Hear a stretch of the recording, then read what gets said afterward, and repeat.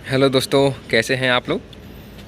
हम लोगों में से बहुत लोगों को डाउट होता है, कई बार करते क्या हैं कि वो कहते हैं कि कुछ ऐसी जगह पे पैनल इंस्टॉल करते हैं जहाँ पे पैनल के कुछ भाग में शैडो पड़ता है। जैसे कि ये इधर हो गया, 1 2 4 सेल में शैडो पड़ रहा है, वो लगा देते हैं छत पे। उनको लगता है कि चलो भाई आधे से ज़्यादा में तो रोशनी आ रही है, करंट बनेगा। लेकिन मैं आपको भी दिखाता हूँ कि अगर आपका एक सोलर सेल भी ढका हुआ है या कुछ उस पर गिरा हुआ है या शैडो पड़ रही है तो कितना फ़र्क पड़ता है उसके करंट पे। तो अभी आप देख पा रहे हैं ये करंट आ रहा है 2.56 एम्पियर करंट आ रहा है।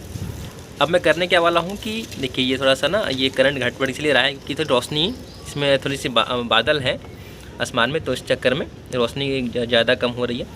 तो अब क्या करूँगा मैं, देखिए यहाँ पे अगर मैं एक सेल को ढकता हूँ तो आप देख पाओगे कि कितना डिफरेंस होता है करंट में और ऐसा क्यों होता है। ये रहा हमारा एक सेल और इसको पूरा मैं ढक देता हूँ इस अपने रुमाल से। देखिए दोस्तों, करंट कितना हो गया है, 0.61 एम्पियर हो गया है।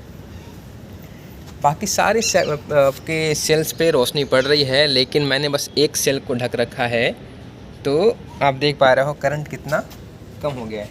ऐसा क्यों होता है, क्योंकि जो सारे सेल होते हैं ना इसमें, वो सारे सीरीज़ में होते हैं। ये सारे जो हमारे 72 सेल लगे हुए हैं ये सारे सीरीज़ में हैं।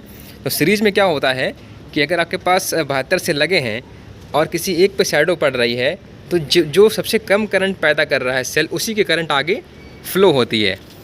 तो जब मैं ऐसे शैडो कर दिया मैंने इसको, तो सबसे कम जो करंट बन पा रही है, पॉसिबल हो रहा है इससे, वही करंट आगे पास हो रही है। इसीलिए आपका जो है, अब देखिए करंट हमारा अच्छा हो गया।